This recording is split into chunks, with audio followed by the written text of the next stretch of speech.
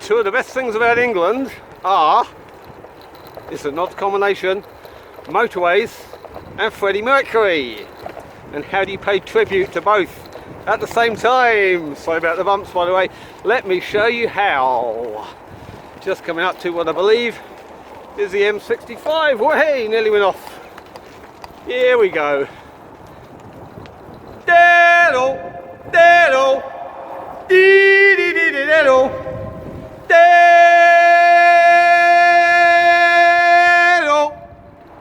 All right.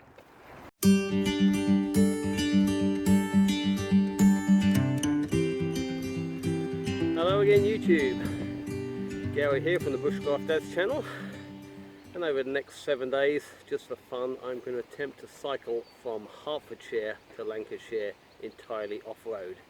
How is that possible, I hear you say? Well, the smart ones amongst you will have noticed behind me there's a canal, which is basically how I'm going to do it. Now, we have a fantastic canal network here in England, over 2,000 miles worth, the vast majority of which is all connected and has a towpath next to it. So basically, that is my plan. I'm going to follow the towpaths of various canals from here all the way to Blackburn, Lancashire.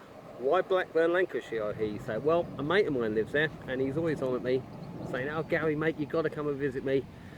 So I thought, what the hell, I'll go and visit him. But I can't afford the train fare, so I'm going to go by bike instead. Now, that is a distance, an estimated distance, and I use the word estimated deliberately, but I'll get into that a bit more later on. An estimated distance of 250 miles. So over 7 days, that's an average of 35 miles a day. It don't sound like a lot, but please bear in mind, I've got at least 10 kilos on the back of my bike. It's 10 kilos base weight. It is more than that with a bit of food and water thrown in. In fact, I've probably overpacked food. I'm going to have to eat some of it. But yeah, an average of 35 miles a day. It will work out more than that, trust me, it always does. And I'm 51 years old. I know I don't look it, please stop with the flattery. So yeah, a lot on the back of my bike. I'm no spring chicken anymore, and also the paths on the canals do vary considerably. Some are pretty much too bumpy to cycle on, at least with a pack on the back of your bike. So for day one, which is today, I've done 10 miles so far. I've avoided filming up to now because it's just so noisy. I started from Watford, just outside Watford in Hertfordshire. Yes, that's the same Watford that won the FA Cup recently, but we don't talk about that. I've done 10 miles so far. I'm on the outskirts of a little town called Berkhamsted, and today I'm hoping to do 52 miles to a little village called Gayton in Northamptonshire. Now, like I said, 35 miles a day average. I'm hoping to do more. I always like to do that. That way I'm effectively in credit and I can have easy days later on, and also just allowing for things to go wrong. But for now, I'm going to get on getting on, and I'll bring you back just as soon as something exciting happens. And welcome back to the Grand Union Canal. Now, there are many advantages to cycling along a canal. Obviously, the number one being it's off the road. Simple as that. It is perfectly flat. There are no hills.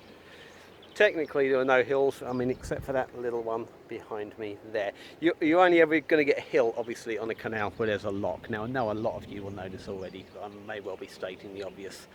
But that is the number one advantage. Like I say, off the road, you've not got motorised vehicles trying to kill you.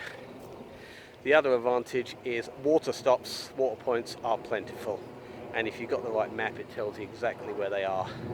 But one of the other advantages, which I'd like to point out, is basically what you see here. This is what we call, what's known in canal terms as an isolated lock. That is a lock that is not anywhere near any kind of main road or any residential buildings. So technically there's a house just up on that one. But there's a string of about 6 locks where I am now. Now the advantage is, next to the lock you get lovely flat ground like that, absolutely perfect for wild camping. Obviously you'd have to get here pretty late as it's getting dark, pitch up and be gone fairly early in the morning, and hopefully nobody's going to bother you. The other thing you can do, and if you try this I suggest you do it very carefully, is to get onto the other side of the lock. As you can see, there's almost as good with a flat ground there. That way you'll be out of the way of any passing traffic. But like I say, be very careful trying to get your bike in when you get over one of them things. You can imagine what would happen if it all went horribly wrong. Now, let's just put you back on here for a moment. Where are we? Right, hang on. Sorry about that. Yeah, now, the other disadvantage, bugs. Bugs are absolutely everywhere. As you'd imagine, you're next to still water permanently. Bring a very good bug spray. Going to a chemist or whatever, say, what's the best bug spray known to man? I did that. I got this one here, Trek Ultra. I think it was £9 for that bottle, and it's probably, I don't know how big, there's not a lot in it, but it seems to be doing the job. Like I say, you will be bugged constantly. That's why I'm basically trying to cover up as much as possible. But so far, this is all going well. I'm pretty much where I wanted to be, just coming up to midday, and I am north of Marston Reservoirs. And welcome back to the Grand Union Canal.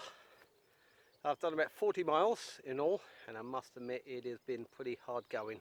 Weather's been absolutely perfect, a little bit hot, but we don't complain about that in this country. But yeah, pretty tough actually. The last time I'd done a trip like this was at least 10 years ago. So yeah, obviously age has taken its toll. But there's a couple of cyclists going by. There we go, it's that popular around here. But so yeah, by my estimates, I've got about 12 miles left to do. I'm hoping to get a campsite tonight, but I'm not going to phone a campsite until I'm within a couple of miles. And if not, I guess I'm in the woods somewhere. Not a problem there, you've seen me in the woods before. But now I did say this will be a fairly short and to the point summary kind of film. So yeah, I'm glad I got that in, because I have not had much time to stop and film myself today. I really haven't. I've just been hammering on. But anyway, that's it for now. Well, it ain't much, but it's home. There you go. Hang on, let's get a shot of that. Home for the night. I opted to not bother with the campsite in the end. I got within about a mile or so of it, and just fancy doing a few more miles. In the end, I've done 59 miles, which is a bit of a surprise. I only intended on doing 52, so I've done slightly better than I thought. But last time I spoke on film, I was seriously flagging at 40 miles, but few kind of circumstances. One, I had a little bit of a rest, obviously, whilst I'd stopped and I was talking to the camera. I had a little something to eat, had a kind of energy bar thingy. What's it, like a chocolate flapjack energy bar. Cost £1.50 a bar, but seemed to do the job, and I just picked up after that. The bit of towpath that I wasn't looking forward to in Northamptonshire, because I know how bumpy it is, wasn't too bad. Coped with that pretty well. Then I got talking to a guy who was helping organise a long distance walk. Now basically, there are people walking the entire length of the Grand Union Canal, 145 miles, and they've got to walk it in 44 hours. Now, when he told me, I thought, sorry, say that again. They walked in 144 miles in 44 hours. They don't even get 48 hours. So they just walk through the night, and now presumably they wouldn't have slept much before they started. So you're basically going to be up for 3 days by my calculations, just constantly walking. But and after that I thought, well, compared to what I've got to do, I'm on blooming holiday. So yeah, it really it's strange. I just picked up after that, and I felt fine ever since. But I'm going to finish pitching me tent. It's just taking a bit of a break. I need to call my girlfriend. She's given me strict instructions to let her know where I am every night, so I better get on and do that. But I'm going to finish pitching my tent, get myself something to eat, and God, I think I'm going to be asleep before it's even dark. Plus the fact that I've got a few dodgy looking clouds there. But so this is it for day one. Thank you for watching so far. Hope you're enjoying it. Like I said at the start, I will be doing minimal amount of filming, but let's see how it goes tomorrow. Good night, one and all.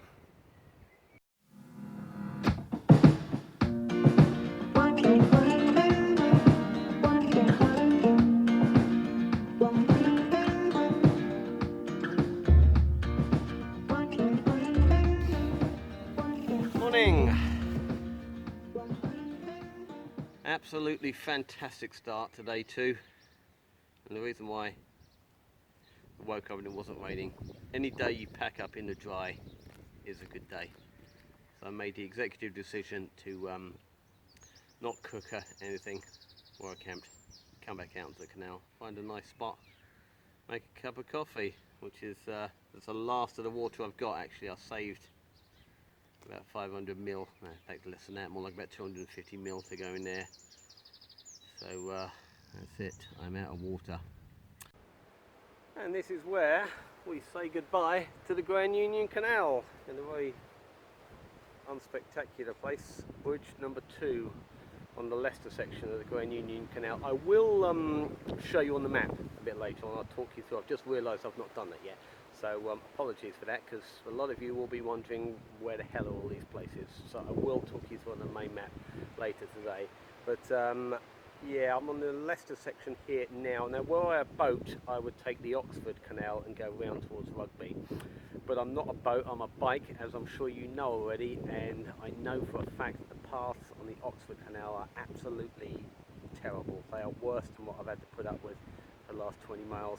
It's been pretty slow going all morning. It's about 1 o'clock now, and I've done, I think, about 18 miles, which is not enough. I did stop for a big breakfast though at a marina. I had a massive, great man-v food breakfast, man one, by the way.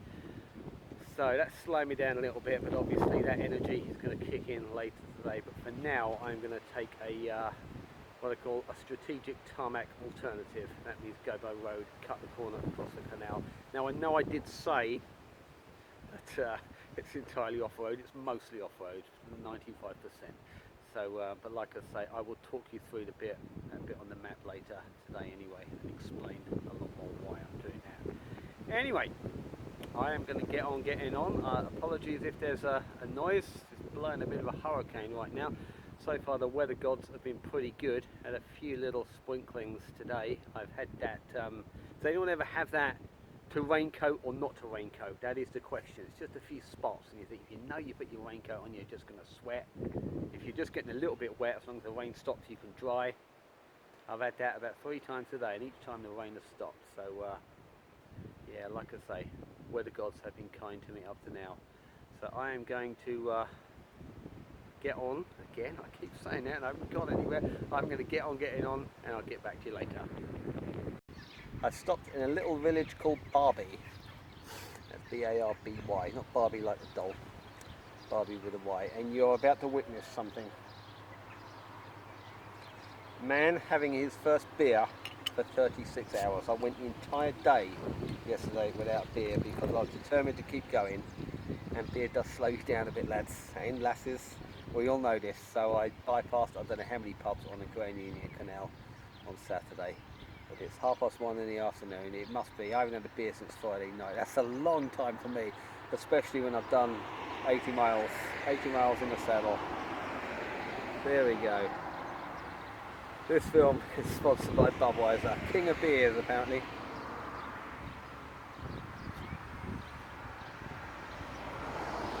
Oh, god damn, that's good. That is good. Anyone ever seen that movie, I think it's called Ice Cold in Alex, where they have to trek across the desert in an ambulance that keeps breaking down, and they got to push up hills, and the finale of the film is when they all stop and have a beer, which is Carlsberg incidentally. But yeah, it's a little bit like that.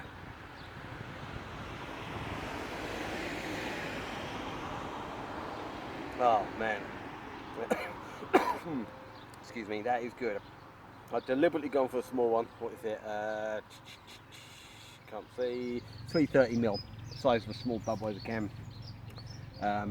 And Budweiser's not too strong either. I thought if I have a whole can, I mean, I'm only just still working off that breakfast I spoke about earlier.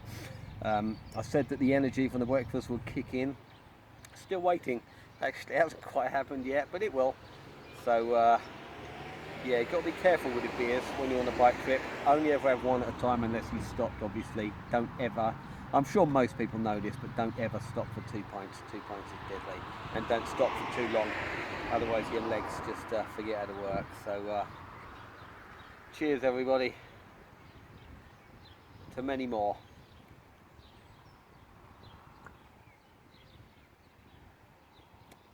you're not going to see me drinking the rest of this, am I? I'll stop it here. And welcome to the Oxford Canal. Now, I've rarely had a good word to say about the Oxford Canal. Not that there's anything wrong with it. It's nice and everything. There's nice scenery. Over there's a lovely view. But the problem really is this. It's the state of the path. I mean, I don't expect every path to be perfect along the whole canal system. It'd be nice if it was, as I mentioned before, but this is a problem. It's very thin. You get routes like that. Tricky to cycle along, really. I knew this in advance, so it hasn't really bothered me, and the path's been pretty dry, which makes a difference. So what you basically do is walk a bit, cycle a bit, and just get through it somehow. I've always referred to canal cycling as what I call a hikle.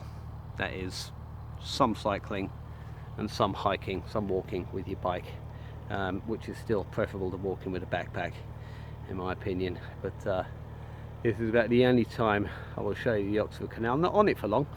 It's been pretty good though. I cycled through Rugby and that was very easy. The paths are just empty. Something to do with the weather. The British people just don't like clouds. It's a shame because it has been a pretty good day. A little bit of sprinkling of rain. But like I say, Oxford Canal's been pretty good to me. I've got a couple more miles to do and then I'm taking a bit of a strategic detour, but I will get back to you in just a moment and tell you all about that. I have a dilemma. Okay, here it is. You can tell me what you think. Behind me is bridge number 17 on the Oxford Canal. Now all the bridges are numbered, by the way, in canals. Well, most of them, with one or two exceptions, which makes life incredibly easy for navigating. That way you can check on the map exactly where you are. But anyway, behind me is bridge number 17. Now that road goes to a little town called Wolvie, where there's a campsite. Now it is 4:15 in the afternoon, so I could either A, wimp out and go to a campsite, or I could continue that way basically. The problem with that is I would have to do quite a lot more miles before there's any chance of finding a wild camp spot. I'm going to go through a lot of urban areas if I continue down there. So that's my dilemma. Campsite 3 miles away, I could be there by 5 o'clock. Nice warm showers, local pub, comfy chairs, or carry on down the canal. I'm going to have to give this one some thought. Now let me sit down and think about it.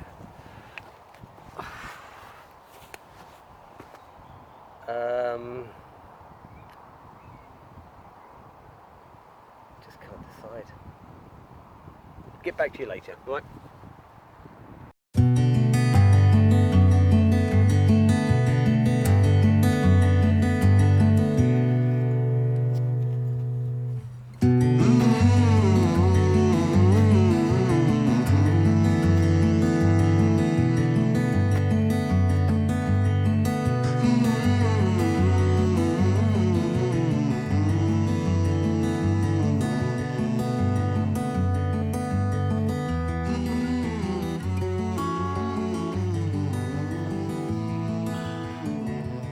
Well, I sat there by the canal and deliberated for another 23 seconds and then decided, what the hell, I come to a campsite. Now, you notice anything different about me?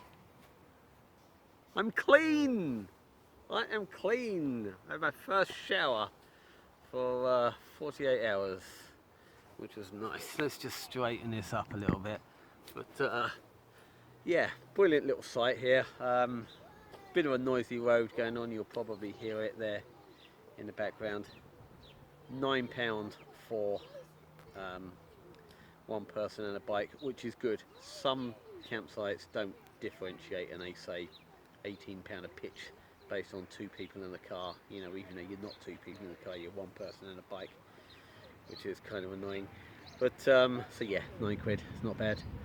So been for a shower, done my laundry. Just I washed the bottoms of these super lightweight trousers. I didn't wash the top because I needed something to wear on the way out, obviously. They're practically dry already. These things are brilliant. Got them from Decathlon. £17. They're just, yeah, super lightweight zip-off shorts. But anyway, finished the day on 98 miles, so I've only done 39 miles today. Bit disappointing, really. Quite a bitty sort of day. Bits on road, bits off road. I know it's meant to be all off road, but yeah, made a slight geographical miscalculation this morning. I had to come off the canal because I needed water, and got some in a church and couldn't quite find my way back to the canal again, so wasted about 45 minutes, and a few swear words later I eventually found the canal. That breakfast done me in big time. That was way too much to be eating and then cycling. But having said that, I have not eaten a thing all day. It's about 6:30 now. I've not so much as eaten a peanut since breakfast, so yeah, it did its job. But yeah, I'm all set up for night. Turned out to be a really nice evening, sun shining and everything. So get a good night's sleep here and probably set off quite early. But I've been calculating the mileage on this thing here, which I will show you in a moment. I will turn the camera around and show you the story so far. They tend to be a little bit inaccurate. This is a Nicholson Inland Waterway Guide. Have I got the other ones ready? I'm not sure I have. Oh, yeah, that is obviously the overview map, which I will show you in a moment. And then for the small scale, you go on to one of these.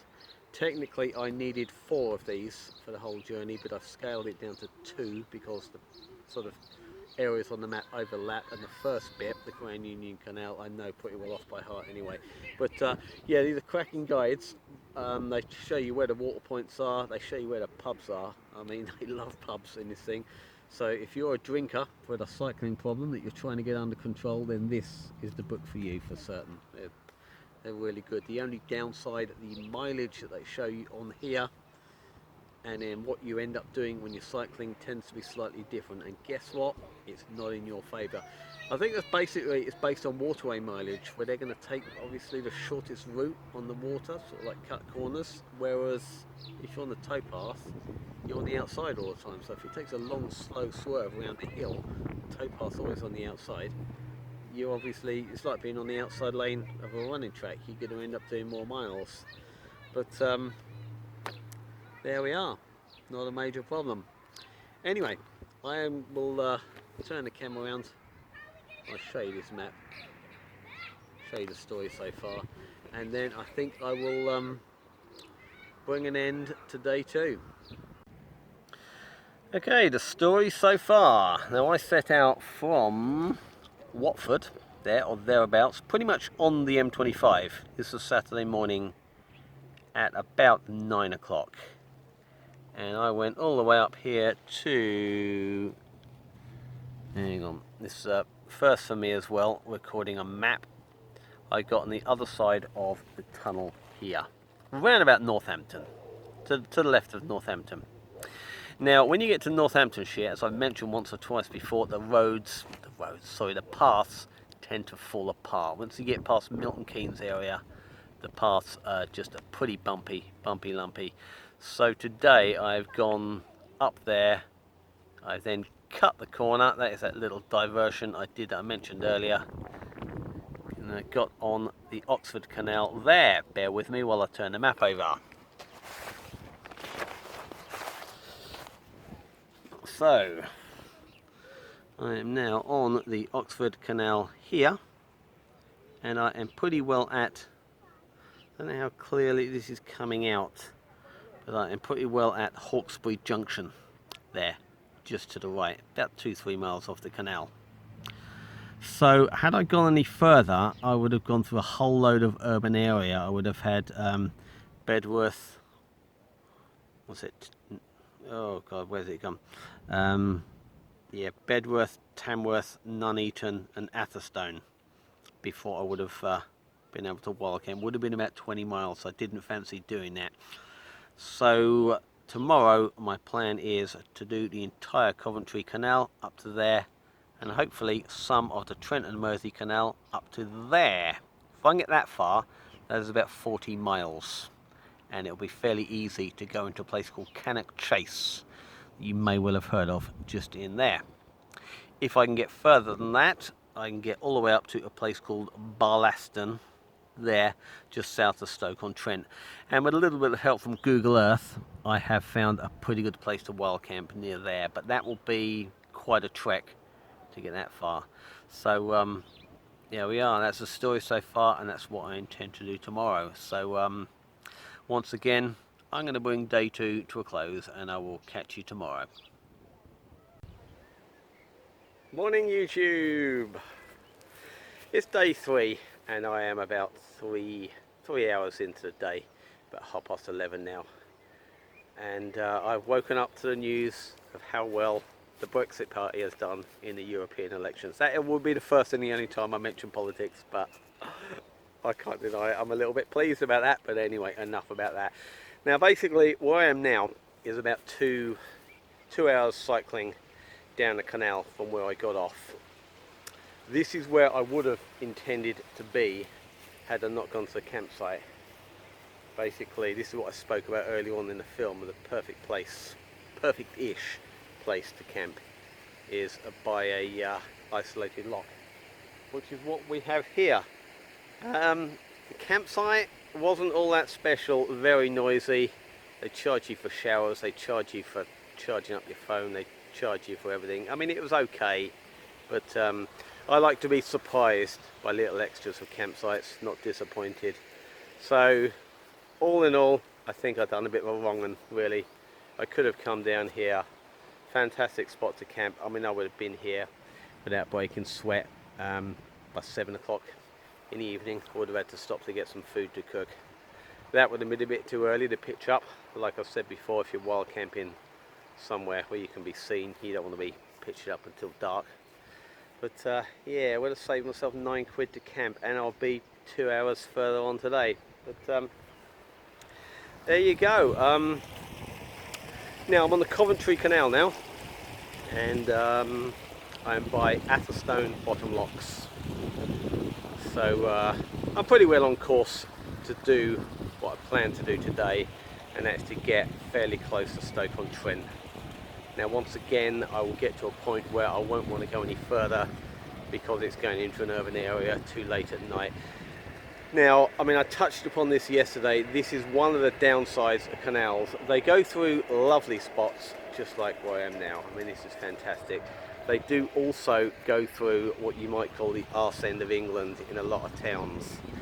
They go through some dodgy areas on the outskirts of cities, where sometimes, can I say the word undesirables? I know that sounds a bit snobby, but you sometimes get undesirables hanging around by the canal, you know, drinking their bottles of Diamond White, and I'd just as soon avoid them, really. In my experience, that is more likely to happen in the evening time, certainly not in the morning, because in the morning they're in bed sleeping off from the night before. So, like I say, that's one of the downsides, but all in all, I kind of wish I camped here, really. It's a fantastic spot. Even that, there's my bike over there, the bench made out of an old lock arm. Even got some soft furnishings I could have sat on and propped me stove up, but hey ho, you never know until you get there. When I'd viewed this place on Google Earth and it looked pretty good, but I don't know whether you've ever tried this. Sometimes you look on Google Earth, you think that looks perfect, and when you get there it's yeah, not quite how I imagined. But there you go, done a wrong one. The other advantage, which I'm not sure if I mentioned this, to camping right next to a lock, you usually get the sound of running water. There's always a bit of water escaping through the lock. So there is the sound of a motorway, which you can hear, I'm not sure which one it is, or maybe a big A road. That will be overcome by the sound of the running water, which is nice. Helps you get to sleep. But there we go, there we have it. So I'm going to get on getting on, as I keep saying, and I will catch you further on down the canal. 2 raincoats or not 2 raincoats? This is the question. Let's just pop you up there. Now this is one of the advantages of cycling canals. I'm not sure if I mentioned this one. This is the advantage that I'd rather not show you, is when it rains you're never far away from a bridge. I think I did mention this one earlier on, but I'm having one of them right now. But day 3 and I still haven't put my raincoat on. I nearly put it on this morning because it was a little bit chilly and I thought no point, once you start cycling you're just going to sweat. So yeah, I'm having one of them now. Now I know you're all sitting there at home thinking, come on Gary, show us your raincoat, show us. But I'd rather not right now. I might, sorry, select problem on the tripod there. Yeah, I might have to at some point, obviously, but I'm going to put that off for as long as possible. But right now, I'm underneath the M42. I think this is the motorway that's keeping me awake last night. But, and I'm on the outskirts of a little town called Tamworth, which means I'm in Staffordshire. I'll tell you one of the annoying things about canals, they never blooming well tell you when you've crossed a county border, and I do mean never. You simply wouldn't know where you were if you didn't have a map. You're very sort of tucked out the way. They sometimes tell you, well, fairly often tell you what town you're in, but you wouldn't know what county. So apparently I'm in Staffordshire, which I think, does that mean I'm in the north now? Now this is an age-old debate, so in the comment section, please chuck in, I heard someone there, please chuck in, where does the north begin? I think it's got to be Staffordshire. Maybe somewhere halfway across Staffordshire, but southern Staffordshire, there's still a bit yow down there in the Midlands. Northern Staffordshire, you're most definitely in the north. So, I'm just going to do a quick weather check.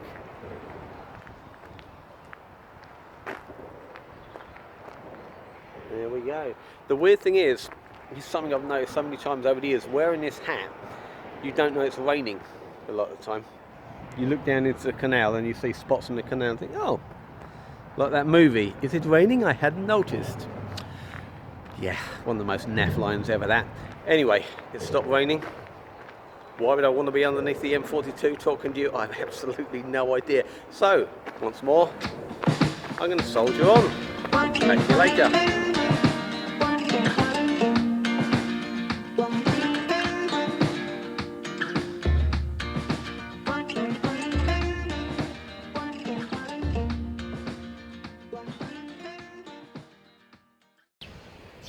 And here endeth the Coventry Canal.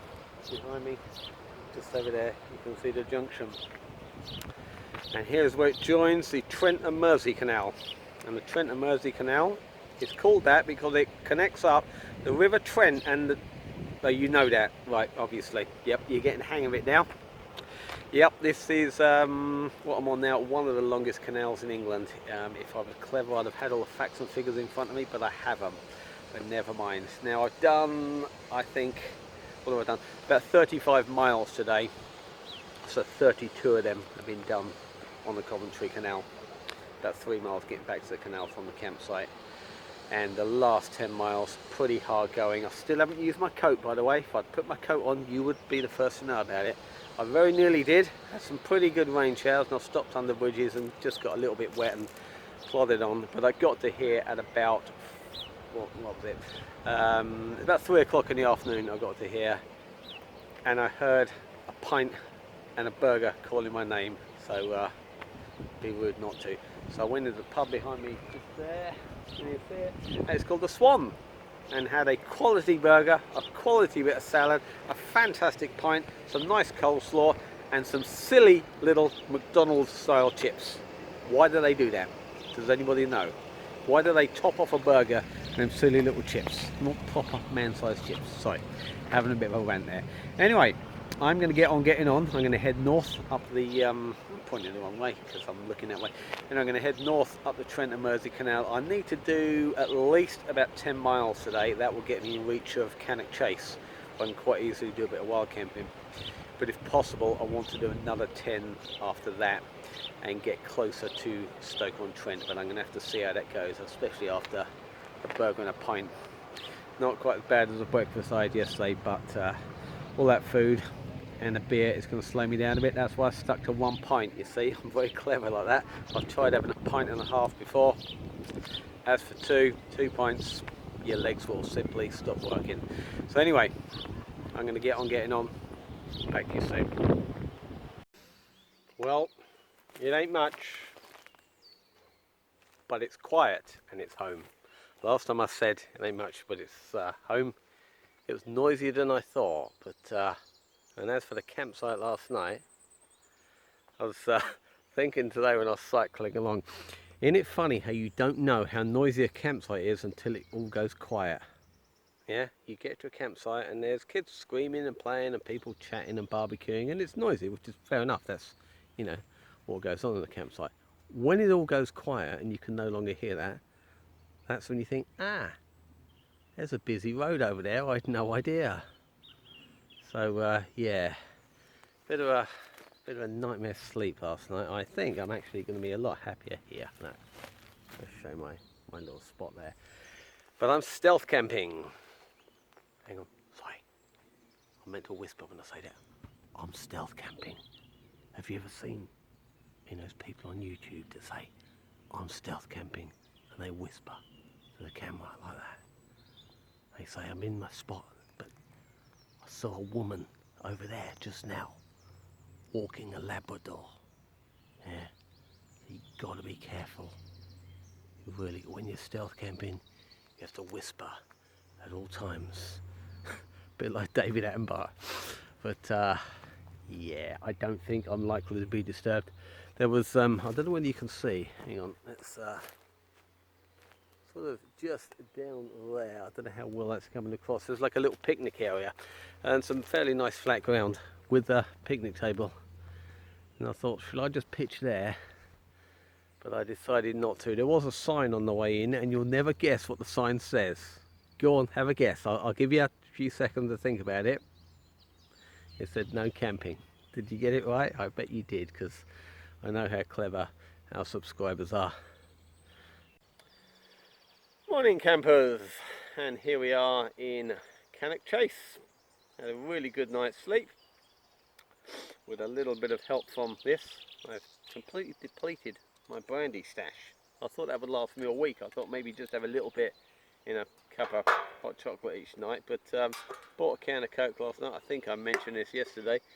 Yeah, bought a can of Coke, and yeah, before you knew it, I'd had about 4 brandy and Cokes. Might well account for a good night's sleep. But rained a bit last night, shortly after I got into my tent, in the sort of late evening. Don't think it rained in the night at all, but my tent is pretty well still soaking wet. That is the one problem with camping in the woodland. You're not going to get any wind, and everything's still going to be wet in the morning, like the bushes and the trees. So I'm pretty well soaked right now, but luckily the sun's out. Which brings me swiftly onto my next point. I've lost my pair of sunglasses. I don't know how the hell I did it. I know I had them last night when I walked in there. I put them in my pocket, and I'm fairly certain I took them out of my pocket and put them in my hat last night, because I slept with this on, because it's getting a bit chilly, and that sleeping bag I've got is going in the bin just as soon as I get home. I mean, I mentioned this on my gear loadout film. That sleeping bag is past its use by, really. But another bit of kit I've been testing out, the old MSR Pocket Rocket 2. I used my entire birthday ration of my girlfriend to get that. But yeah, it's been pretty good. It can knock up a cup of water in probably 2.5 minutes for a cup of coffee, which is about all I need right now. I've only cooked on it, how many times? I've cooked on it twice, so I've mainly just used it for coffee. So that's all good. But I'm gonna get myself a cup of coffee, head back to the canal, probably only half a mile back to the canal. Looks like it's shaping up to be a nice day, and I'm hopefully only got about 30 miles today. I need to check the map on that one. I'm definitely doing less miles today than I have done for the last 3 days.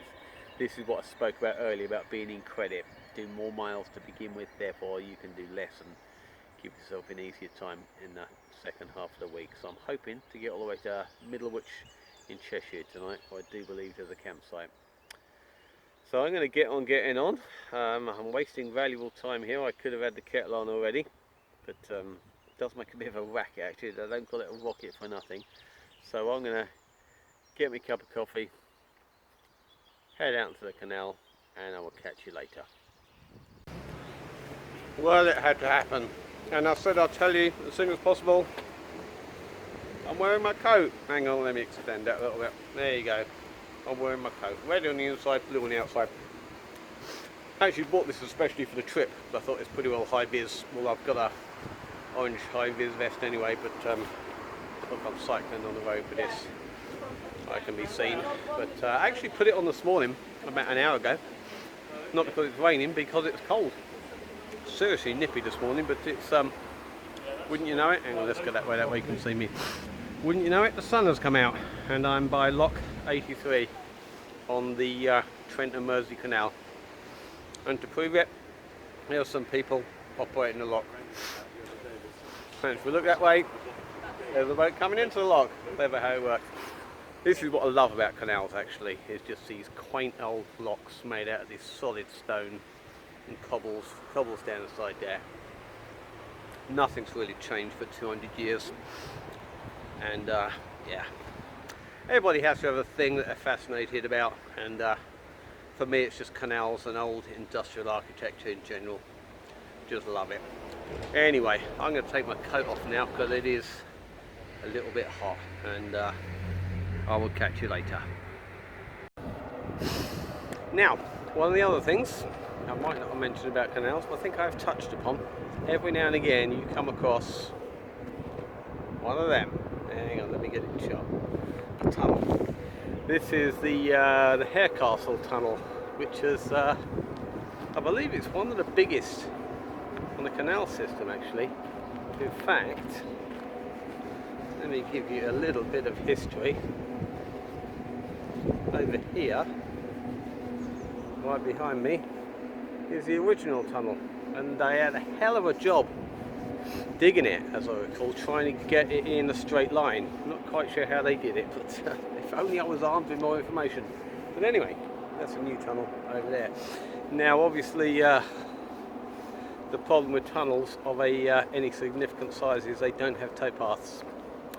In the old days, the horse would have had to walk over the top, and the boat would go through. They would sort of walk along the side. So when you come across one of these, don't panic. There's usually a fairly easy route to get over the top. I've done this one once before.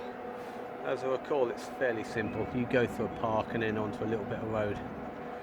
But what time is it now? It's about 2:30 in the afternoon. Actually, no, it's not. It's about 3 in the afternoon. I was hoping to be here by 2, really. So I'm kind of an hour behind where I'd want to be. And I'm flagging a bit. I mean, you go through, on any kind of endurance trip, you go through kind of peaks and troughs of energy and enthusiasm. And right now, I think it's entirely possible I need food. So I don't know about light at the end of the tunnel, but there is most certainly food and beer on the other side of that one. There's 3 pubs, one of them must be serving food, he says. So I am going to, sorry, somebody over there on a boat, I thought they'd said something. So I'm going to head over the tunnel and see what's on the other side. And welcome back. We are now officially on the other side of the tunnel. And if you look over there, you can see a signpost. This is where the Macclesfield Canal meets the Trent and Mersey Canal, which is the bottom of the Cheshire Ring. Now, were I feeling more adventurous, and maybe about 20 years younger, I would head up the Macclesfield Canal and go that way around Manchester. It's a lot more scenic, and yeah, it's a lot more scenic. It's nicer, but it is longer. But now this is where I debated from the point of actually starting this ride what I was going to do at this point. I had hoped I would go for the more adventurous way and maybe even get into Yorkshire and then come back along the Leeds Liverpool Canal towards Blackburn, but no, realistically I am going to keep it simple and go for the easiest route. So according to the signs over there, in fact according to my map, it's 12 miles to Middlewich, which is where I want to get to tonight. Hopefully there's a campsite. I think it's one of those cheap and chill campsites that don't have showers or anything, just like a tap and a toilet kind of job. But right now food is calling me, so beer for that matter, and who am I to argue? So there are 3 pubs, in fact there's one.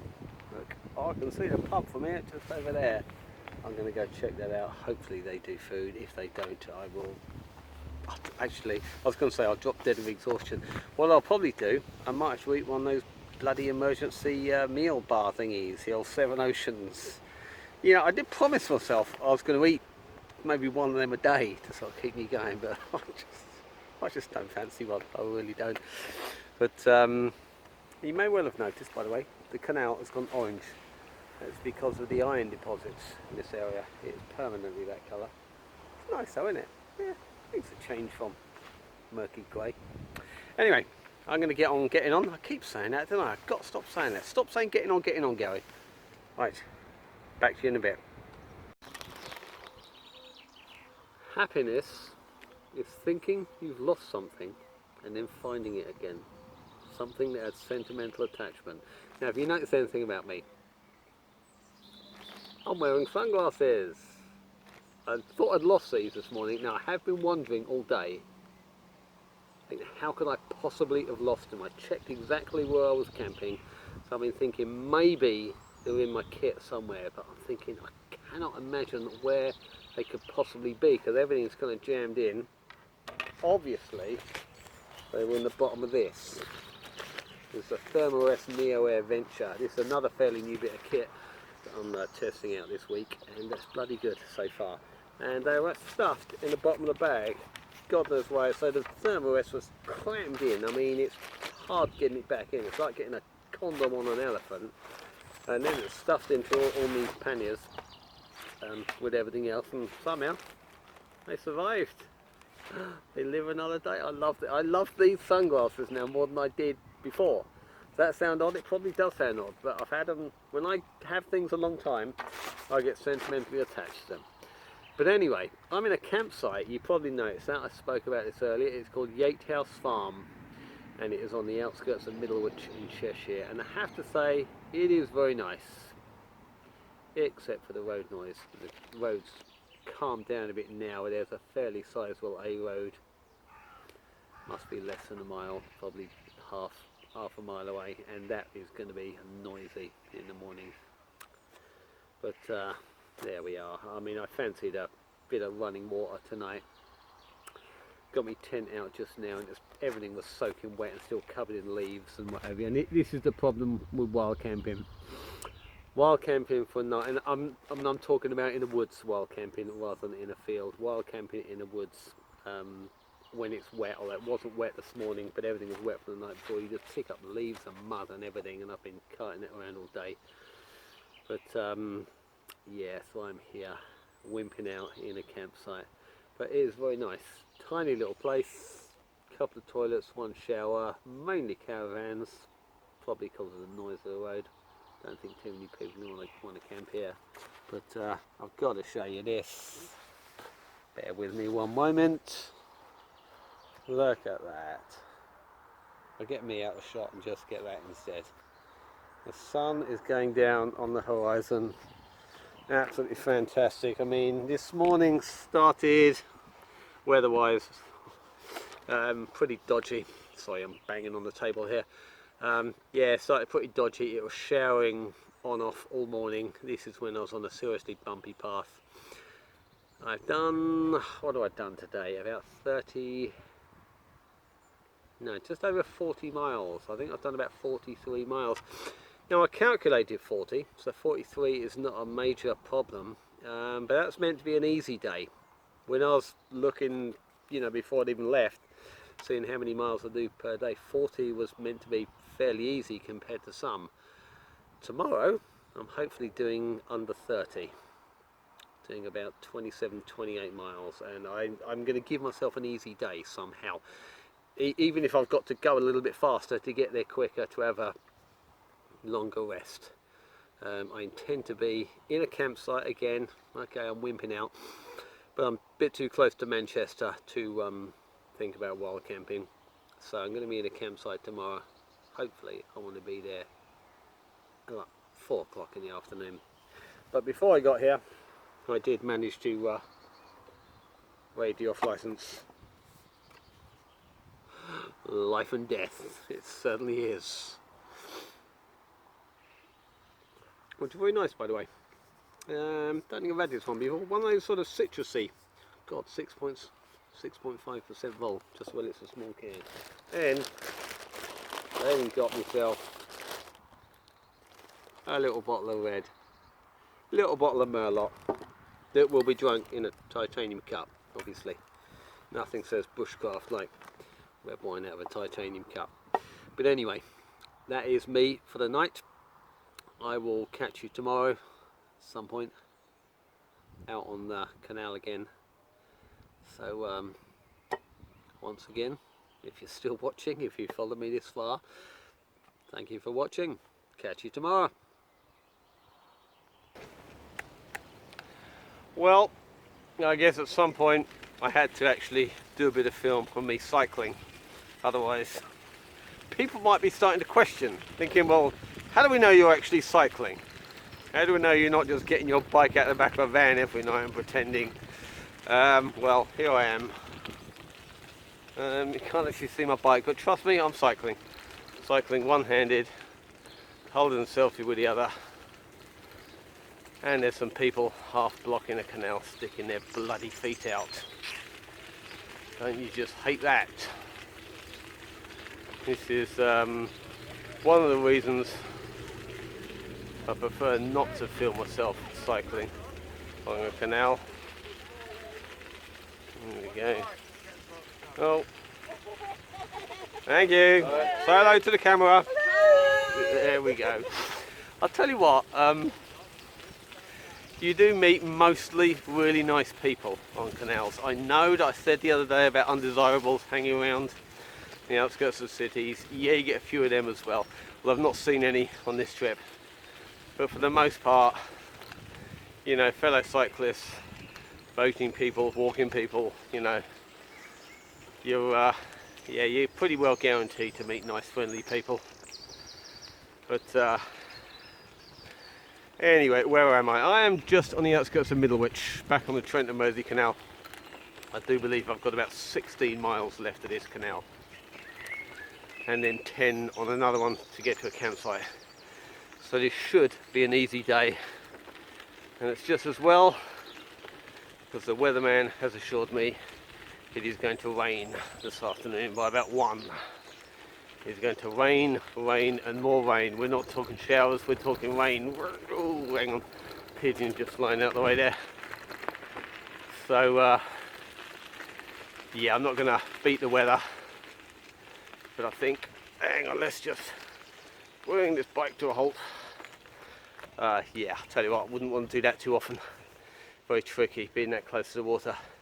So yeah, my plan is get as much done as I can in the morning. I'm going to get wet this afternoon unless the weatherman's wrong, which they have been known to be. So yeah, loving this trip. It's really good. Oh yeah, see, lovely people on the canal. So what did I tell you?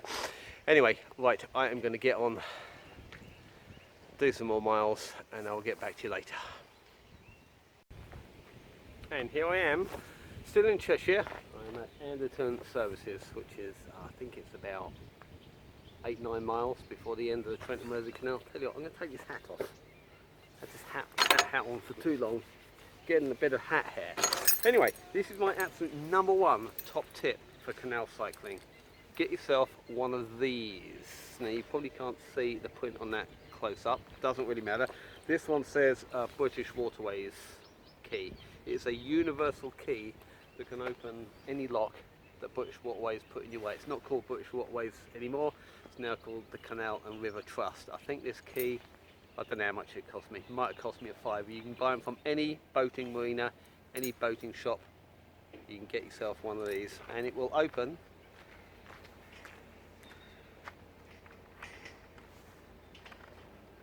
there you go, it will open all kinds of doors for you. In there's 2 toilets and a shower. That's pretty rare. To be honest, that is pretty rare. That is only the second one of them I've ever seen on any canal. And the last one I saw I could get in, but the shower had a separate lock. So don't depend on using one of them for a shower. Plus the fact if you did, somebody may well say, well, you're not a boaty person, you really shouldn't be using the showers. But obviously toilets are handy. But what is the absolute #1, I'm just going to move you, these things here, water points. Most of the time these things are open during the day. The boating people tend to leave them down unlocked so you can get water, but there will be occasions first thing in the morning when they're locked, and with one of these, he says, slam dunk, got your water supply. And I mentioned earlier on in the film, water points are plentiful. That is the absolute one of the best things about canals. You're never too far from a water point. You never have to worry about how much is in your bottle unless it's an incredibly hot day. There you go. That's my #1 top tip. Get yourself one of those keys. It'll be the best investment you ever make. It really will. But anyway, I'm going to get on getting on. There's a boat going by me now. So what would you like to say hello? Say hello to YouTube. You lock people away for talking to the dog. I do it all the time. Yeah, what have I got? Yeah, about 9 miles left on this canal, I think. And the weatherman said in Middlewich by 1 o'clock it's going to rain. Had an update on my weather, and it says now it's not going to be till 3 o'clock. So obviously I'm escaping the weather. Maybe if I go another 10 miles further north, it'll be 4 or 5 o'clock. But I'm just hoping I can get to a campsite. I want to get to the campsite early afternoon. I fancy a bit of a holiday this afternoon. I really do. I've just been, yeah, give myself a hard time, but then that's the challenge, isn't it? So I'm gonna get on cycling. Back to you in a bit. And here endeth the Trent and Mersey Canal, which is kind of ironic because there's a sign over there saying welcome to the Trent and Mersey Canal. I guess they figure you're going to be coming through the tunnel there and you're going to read that first. You know, no acknowledgement that I've cycled. Most of it got to the end, but there we go. So my plan is to go up and over that tunnel, which is a bit tricky. I've been up and over 2 tunnels already this morning. One, I got slightly lost, and the way I needed to go, there was a little lane that clearly said absolutely no through road for anybody. It meant cars, obviously. Forgot to mention it's a footpath. Can be a bit tricky getting up and over tunnels. I mean, call me fussy, but I don't think it's too much to ask to have some kind of signpost. It's only normally a matter of about half a mile, something like that, sometimes more. Just a few signposts, just in case you're walking or cycling there. Most do, to be fair, and most, even when they haven't, it's fairly obvious where the path's going. But there you go, it swings and roundabouts. So yeah, the end of my Trent and Mersey Canal experience, and I have to say, it's been pretty nice. Weather's been good to me, scenery's been fantastic, except for Stoke. Stoke was just noisy. In a word, Stoke was incredibly noisy. But yeah, paths have been good, bad, and absolutely bloody awful. Got driven through a few bogs here and there, but I try not to let that bother me too much. If I have to walk a bit, the scenery's been good, so just take a bit of what I call a walking break, which is a bit of a contradiction in terms. So yeah, just walk for half a mile or so, enjoying the scenery, and the scenery's been good. It really has. I've enjoyed Cheshire so far. There's more Cheshire on the other side of the tunnel, but I'll tell you what I heard just now, my first Scouse accent. I'm getting close to Scouse land now, it would seem. And nothing wrong with that at all, by the way, just saying I'm getting close to Scouse land. Right, over the tunnel. Welcome to, I said welcome to the Bridgewater Canal. It's a little bit noisy because there's a motorway over there, the M56 to be precise. But anyway, this is the start of the Bridgewater Canal, the last canal that I will be on today. That bit there behind me goes to Runcorn. Have you ever been to Runcorn? I've been there once. It's a great place not to visit. So my path lies that way, down there. So I am going to get on, getting on. The weather gods continue to be in my favour. It's not very sunny, but the wind is blowing in the right direction, which is good. I love it when that happens. Anyway, back to you in a bit. Do you know the good thing about setting your tent up in the rain at 3 o'clock in the afternoon? No, seriously, do you know the good thing? I can't think of one. Yeah, I've set my tent up at 3 o'clock in the afternoon in the rain, but Now I know I keep talking about main roads. I don't know why I picked the tripod up and put it back down again then, by the way. Just habit, I think, of just holding the selfie rather than talking into the camera when it's static. Yeah, now I mentioned once or twice this week about main roads near campsites. This one has got the mainest of main roads imaginable, really. But there we are. Wasn't exactly spoilt for choice for campsites in this area. I am just outside a little village called Warburton, which I assume is where the bread comes from. Don't know. I'll Google that in a minute and let you know. But yeah, it's a campsite. Well, I'll tell you what. It says caravan site on the front, and they take tents as well in one little field. No electric, which doesn't bother me because I don't need an electric hookup. But all in all, if a site says caravan first rather than campsite, it tends to mean they don't really cater for tents. As I've not checked out the showers yet. I will do because I need one badly. But £15 for the night. No sort of, I think they're charging per pitch. There's no special concession if you happen to be on a bike. £15 okay, I suppose. I mean, I'd rather pay less, but you know, I paid 12 last night, incidentally. But yeah, as I mean, it was raining when I got here, but the guy showed me down to where the tent pitches are, and I said, is there anywhere you can sit that's sort of out the rain? And he said, only the pergola out the front, which is sort of like a bit of a smoking area for the staff. So yeah, not had much luck with campsites this week, really. I've yet to be really impressed with one. I know you've got, because you're on a bike, you can't exactly go an extra 10 miles extra at the end of the night, so you're not spoiled for choice anywhere. But yeah, not over impressed with this place, but haven't seen the showers yet, and there we are. But I'll tell you what, all in all, I'm just glad to be having a rest. I needed to stop earlier than, I think I went till about 8 o'clock, well, about 7:30, 8 o'clock last night, and I finally pulled up at the campsite. I needed to stop earlier. I need a rest as well as a sleep. Just a bird just landed on my tent. Was it a leaf? No, it was a bird. Leaves don't tend to fly away. Never seen that before. God, what was I talking about? Yeah, I've been sleeping. I've been getting enough sleep. I don't think I've been getting enough rest. So this was sort of what today's kind of about. Just need to stop early. I think I'm gonna blow my airbed up and just crash for an hour or so, then go check out the showers, and then go to the local pub and get something to eat.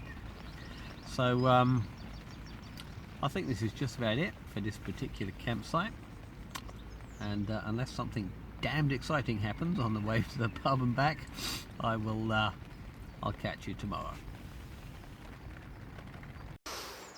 Good morning, and what a fine morning it is, because it isn't raining. I mean, it's, there you go, get a look at the sky there, completely overcast. Looks like it could rain any minute, or it could not rain all day. It's one of those. But this is quite possibly the worst campsite I've ever stayed in. I mean, it's suited my needs. I've had a shower. The showers are okay. They could do with a clean.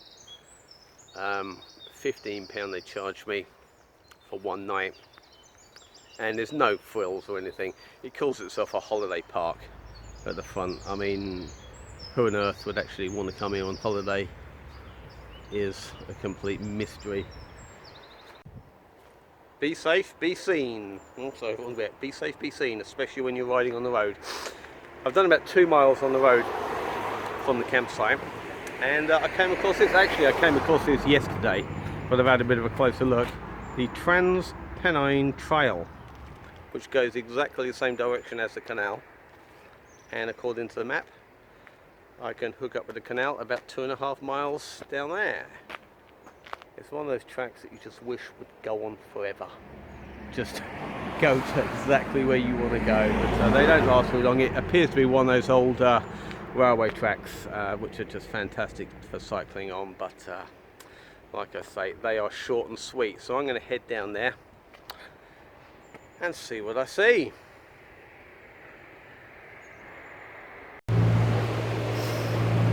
And I am in Greater Manchester, in between, where am I? Round about near a place called Sale. And what is Manchester famous for? Anybody?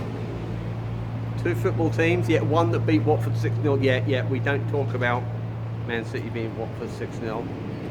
No, actually the thing it's famous for is, out here, rain. Manchester is famous for rain. I mean, some people say, there you go, you can see me better there. Some people would have you believe it rains here constantly. But I've seen many a nice day in Manchester, but it is living up to its reputation now. Drizzle. But I've seen guys jogging past me along the towpath in shorts and a t-shirt. You know, there's no doubt about it. Northerners are slightly tougher than us southern folk, or maybe they just forgot to check the weather. I don't quite know. But I'm about a mile away from where I turn left off the bridge. Well, actually, I turn left onto another part of the Bridgewater Canal, but I will talk you through that when I get to it. But yeah, so far Manchester has been pretty good. Fantastic towpath. That is the best I've seen in over 200 miles. Could have something to do with the wind being behind me, but it is paved like tarmac. You can just sail along past a town called Sale. See what I did there? Anyway, back to you in a bit. And we are at the end of the Bridgewater Canal, kind of. Down that way goes to Manchester. I'm not sure whether that's the Bridgewater Canal or the Ashton Canal. They all kind of connect up with each other around here. But, well, I suppose I've got to do this. If I cycled any further towards Manchester, where is it? Just right about there is a place called Old Trafford. You may well have heard of it. Famous for a football team. But that is as close to Manchester as I'm going to get. Not that there's anything wrong with Manchester. No disrespect intended. I've been there many times.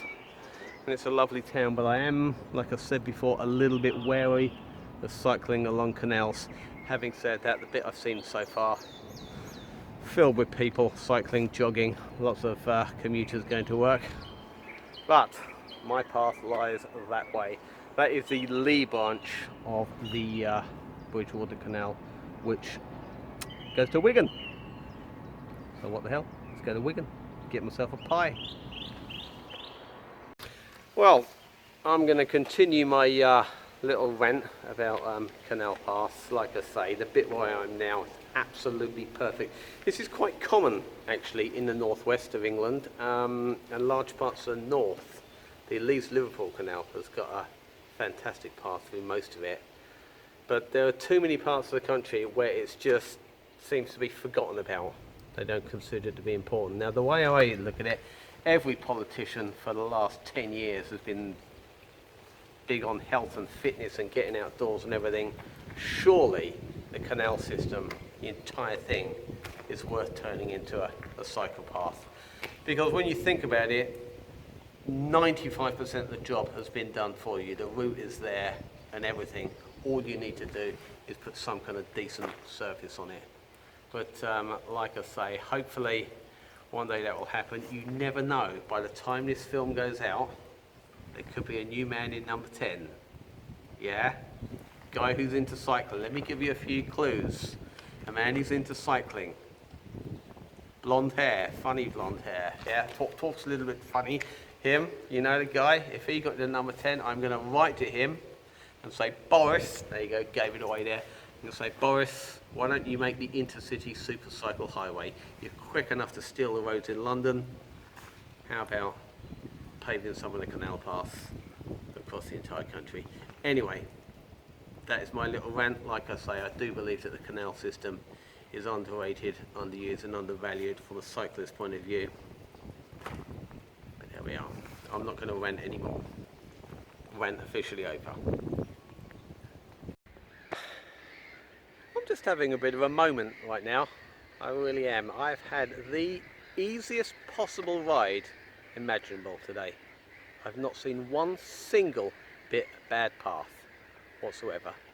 Since I got on the canal near, where would it be, Lim in Manchester, it's L-Y-M-M Lim, to here, into Manchester, out of Manchester. The first bit getting out of Manchester was a little bit boring, to be fair, lots of industry and not much to see, but after that I've just had wide open paths. Canals seem to be bigger up here, even though they're the same gauge as most canals to fit wide beam boats. They seem to be a lot bigger, and the paths are bigger as well. So it's got tons of space. I mean, I'm following the Yellow Brick Road right now. It is getting a little bit worn out, but not so much cause a problem. But right by a bird sanctuary, and yeah, just having one of those peaceful moments. I mean, I know if I go any further, I can hear the hum now. I'm not far from Wigan, and there will be obviously urbanisation, a lot of noise, probably a motorway, not quite sure, but there'll also be a pub. But yeah, and the weatherman cannot make his mind up. He appeared to say earlier it was going to get better at sort of 2-3 in the afternoon and then stay better. Now he's saying it might rain about 7-8 o'clock, which could be awkward if I'm wild camping, which I'm going to be incidentally, but what the hell, here's my last night, it doesn't really matter. So yeah, just show you the lake here. There you go, see a bit of that. Anyway, I am going to get on into Wigan, go find myself something to eat. Well, it's official, I am on the Leeds Liverpool Canal, which is the last canal I'm going to be on for the entire journey. Technically I was on the Leeds Liverpool Canal before, which is down that way behind me, but it was a branch off. This is the actual proper full canal itself, and it's called the Leeds Liverpool Canal because it goes from Leeds, okay, you get the idea. It is 127 miles long, and it is the longest purpose-built canal in England. What I mean by that is the Grand Union is longer. I think the Grand Union is 145 miles, this is only 127. But the Grand Union wasn't built as one canal, this was. So this is the longest purpose-built canal in the whole of England. And I'm going that way, towards Leeds, but obviously I won't be getting anywhere near Leeds, certainly not today, in fact not at all. I won't even be getting in as far as Yorkshire. But somebody's just walking by, but I don't care. If you're ever planning on cycling this canal, and it is fantastic cycle ride, mostly good paths as I recall, a few dodgy bits here and there, and they may well have improved. Start from Liverpool and go to Leeds, simple as that, because the scenery gets nicer. I'm not going to get into the whole Yorkshire versus Lancashire debate, but the Yorkshire side of the canal is nicer and it's less noisy. It's a lot of motorways on the Lancashire side, whereas the Yorkshire side, once you get over the Falridge Tunnel, much better. So that's the way to go. So I'm going to get going. I hear food and beer calling my name. Who am I to argue? And tonight I'm going proper stealthy. Now, I was making fun of people the other day, saying how they whisper to the camera in case somebody hears them, but where I am now, I'll see if I can give you an idea. At the top of that bank there, oh, where are we? There. Top of that bank there behind me is where the canal is. And there are still lots of people jogging past and cycling past, as you'd expect on a nice summer's night. So it is about 8 o'clock in the evening now. Sorry, just treading on something there. About 8 o'clock, just needed to get dark, so I'm going to keep a low profile. Now, my tent is green, as you can see there, and the leaves are green. Slightly different kind of green though, but at least it's not blue or pink, right? So it should pretty well blend in. I don't think I can be seen from here, but there is a chance I could be heard, so I'm going to keep the conversation short. Now, how many miles have I done, you may well ask. I'm not actually sure how many I did today, because I can't remember what I clocked out yesterday, but I know I got it on film, so I'll have to check back. but I've done a total of 274 miles. Now I estimated it to be 250 from the start, and I've only got about 20 miles to go. So yeah, there you go. I said the original estimate was 250, but it'd be closer to 300. A little bit of that is due to detours, basically. Detours to a campsite, detour to a pub, minor miscalculations when taking a little bit of the road. There's somebody walking by right now. I'm going to have to whisper. Two ladies walking by. Been loads of joggers, actually. They're big on jogging in these parts. They're big on sports. There's a whole crew of them, about 8 or 9 women going past doing the old Sergeant Major chart. That one, you know, can't remember the words, but you're obviously training for some kind of event going on, which is fantastic. I just realised how that sounded. I'm going to leave it in. That's what I said. That's what I said the first time. I'll leave it in. So yeah, 20 miles to go tomorrow. Should have a nice easy time. I mean, this is one of my favourite canals now, the Leeds and Liverpool. The scenery is just quite spectacular. Unfortunately, the best bits, as I mentioned earlier, are in Yorkshire, which I won't be seeing, but I'll have to come back, I think. I think I fancy doing the Leeds to Liverpool, just that canal, over 4 days. 127 miles I said it was, didn't I? So yeah, plus a few detours, maybe about 140. So and I'm getting bugged big time, even though I've got my spy on. So that is it for today. So I will say good night. I will catch you in the morning out on the canal. I'll speak to you then. Now, for anyone thinking I'm in every single shot and it's just all about me talking to the camera, got up this morning and a caterpillar, that is right there. Now, to give you an idea, oh man, he must have worked all night to get up there. I mean, to begin with, he was sort of on the middle. He was sort of on this bit here. Just in the last couple of minutes. I've been trying to coax him off with a leaf. He won't go. Well, I don't want to flick him off because I don't want to hurt him, because something fascinating about caterpillars. But yeah, there you go. He's taken all night. Let's get another close-up on Mr. Caterpillar if we can. Not sure how clear that's coming out. It seems a bit blurred. There you go. Mr. Caterpillar is climbing to the highest point. God knows what he expects to find up there. I guess he just fancied a bit of adventure, like me. Now, the thing I love about canals is just the architecture. It never fails to amaze me, the amount of work that's gone into these places. Now, this canal took about 60 years to finally complete. It was built in sections.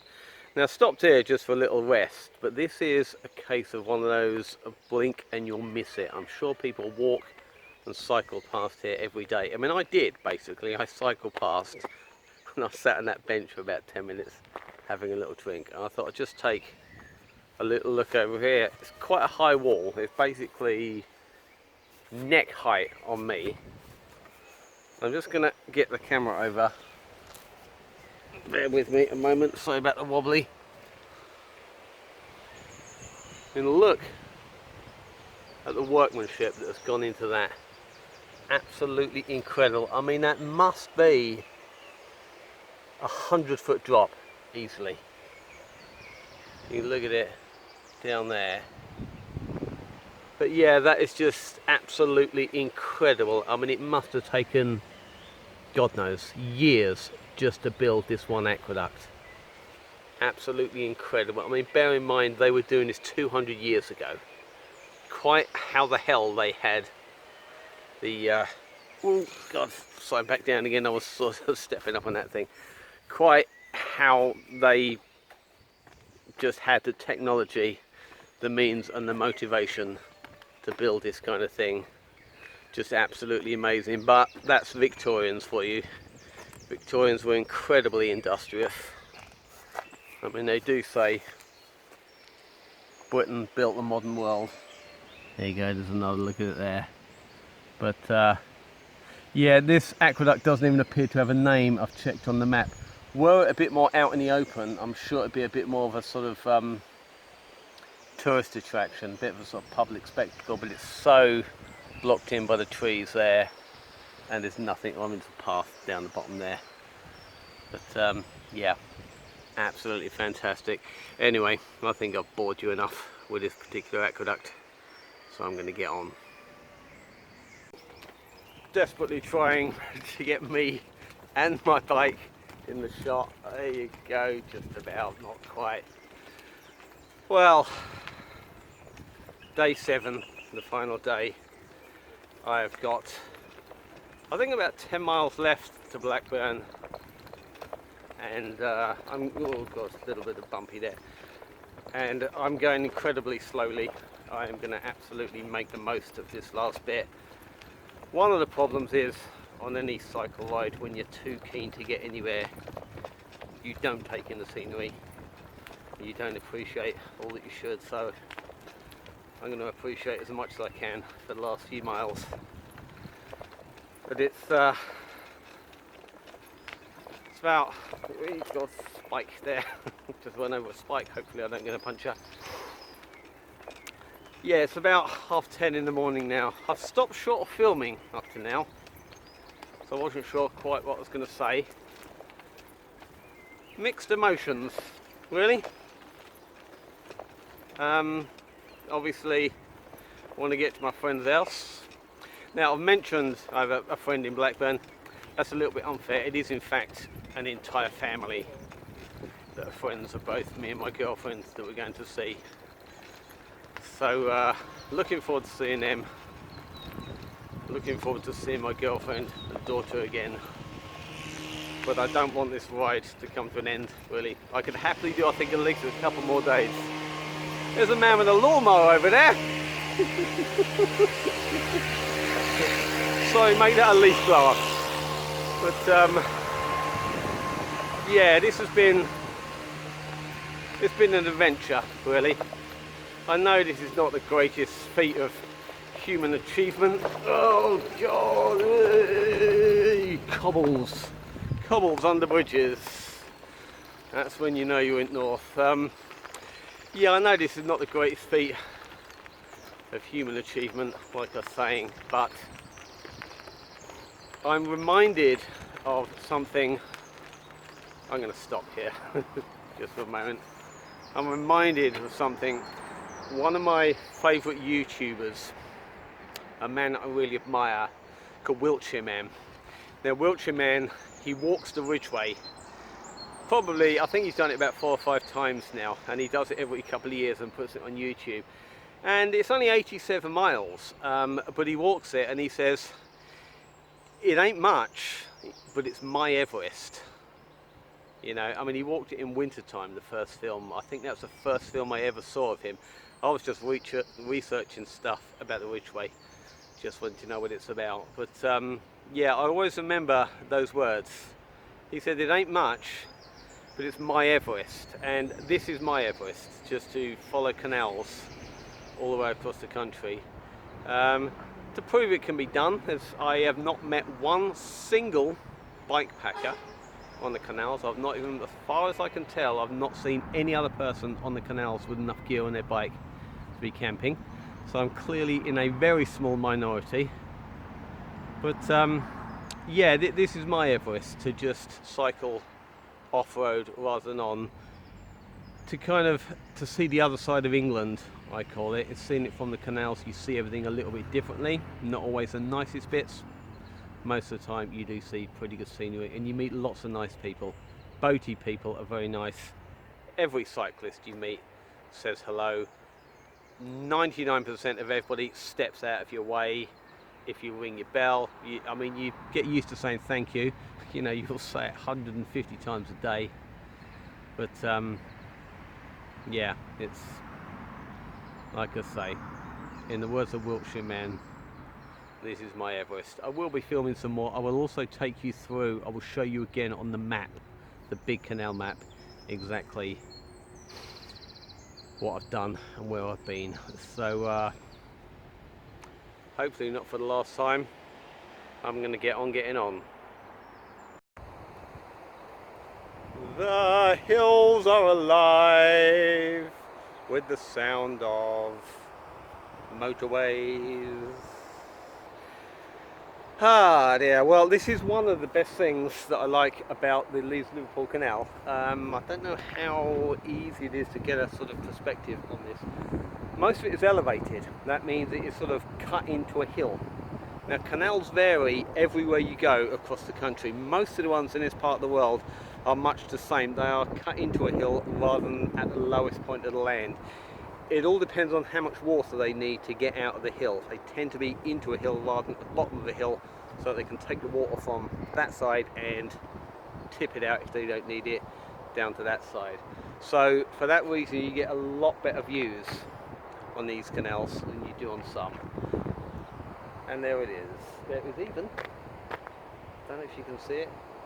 There's an old milk chimney just down there. Now I know I'm in north. But the views rather do get a lot better on this canal. This is just a start, and like I say, the best bits are in Yorkshire, which I'm not going to get to. That is my lasting regret on this trip. But yeah, just loving this right now. I really am. This is England. This is England at its very finest. You know, cows in the field. A canal built by the hands of man 200 years ago, and believe me, they busted their ass digging it out. They really did. Like I mentioned earlier, it took, I think, more than 50 years to build this canal. But just want to take a moment to say to people, go and see England. I'm obviously assuming you're English. You might not be. If you're Canadian American, then go visit your own country. This is what I think a lot of English people are guilty of. They don't really go and see their own country much. They fly off to Ibiza for 2 weeks and then come back, and they consider that to be travelling. Take a look at your own country. Give yourself an adventure. Just go for a big long walk. Walk along a national trail. You don't have to cycle 40 or 50 miles a day along a canal. You can cycle 20 if you like. But give yourself an adventure. Give yourself something it's got to be a bit of a struggle. If it's too easy, I think there'll be no challenge in it. But yeah, please just get out there, see England, find one of these little forgotten corners of the land and enjoy. I want to ride my bicycle, I want to ride my bike. I want to ride my bicycle, I want to ride it where I like. Well, here I am, Bridge 94 on the Leeds and Liverpool Canal. This is where I say goodbye to the canal for the time being, for the end of this ride for sure. Yorkshire, I never got to Yorkshire. Yorkshire was never definitely in the plan. It was a possibility. I will be talking you through that on the map in a bit. But for now, this is the end of my canal cycling. I'm in a little place called Cherry Trees. Oh no, Cherry Trees, doesn't that sound nice? Cherry Trees is on the outskirts of Blackburn. And I'm going to see where my mate lives for the first time. Never been to his house? Well, I'm coming to find you.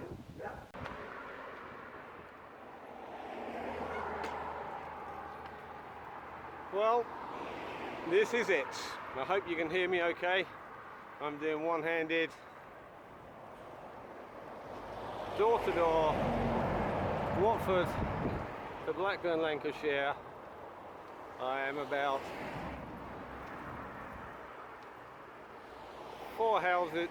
10 houses away, and I'm hoping there might be some kind of welcoming committee to greet me. And here they are. Oh. Wait! Shit, hang on, whoa! Oh my God, they got the welcome out. I just get this on film. Oh, how you doing? You alright, good? You alright? Ah, In your red car? filming me, filming you. Thank you, thank you, thank you. Yeah, well done, Gary. Ah. And the red carpet out for you. Oh, the red carpet. Shall I walk the red carpet? Hang on, can you film me walking the red carpet? There we go. He's here. Have you finished line? Do I have to break through it? Or? Yeah, it's up to you. We'll lift it high, go on, finish line. He's made it. I'm in. Keep filming, keep pointing. Superb. I would like to thank my friends in the north for giving me somewhere to aim to and somewhere to stay. I'd like to thank Liz, my girlfriend, for coming to rescue me. Visit here again. Most of all, you're going to have to indulge me. I would like to thank my bike. Here. 292 miles. Wow. Thank you. I did most Any of the work. punches? Ah. Superb. Right, anyway, we'll stop messing around and get indoors. Yeah. How's it going? But you've got some stories then, haven't you? Huh? Oh, bloody hell.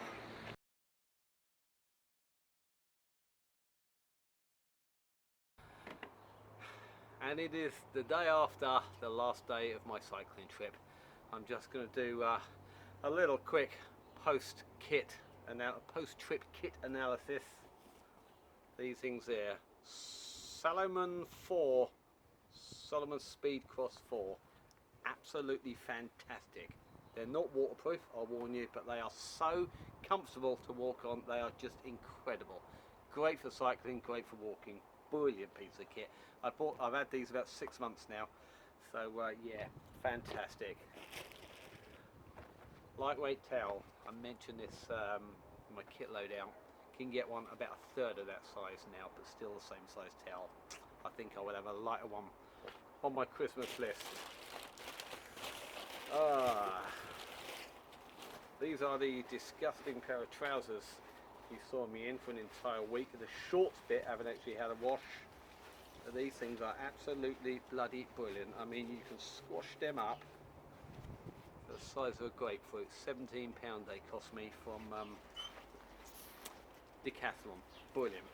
Sort of light, and I mean, they dry so quickly. There were days it was raining, spots on them, and they were drying as quick as they were getting wet. Absolutely brilliant. Definitely called it right with them.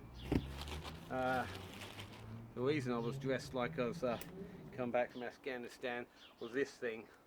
Warm enough for a layer, cool enough if it gets hot. Obviously desert camo is designed for heat. And of course, I mean, gotta wear your best of your England shirt. Love that thing. Easy to dry. You can take that into the shower with you, come out and wrap a towel around yourself and it dries in no time, which I did. So that's that.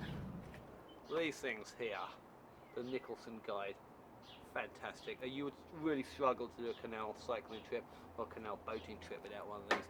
Like I mentioned before, they tell you where all the pubs are, so if you are a drinker with a little bit of a cycling problem that you're trying to keep under control, this is a book for you. I think they make about 6 of these that cover the entire country.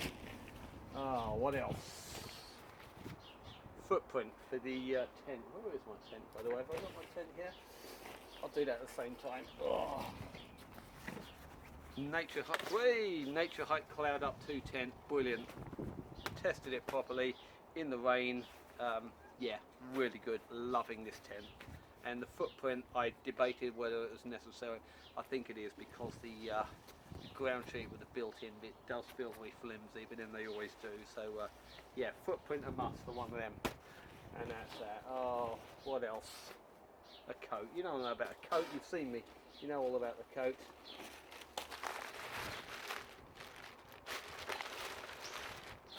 The thing that I never used.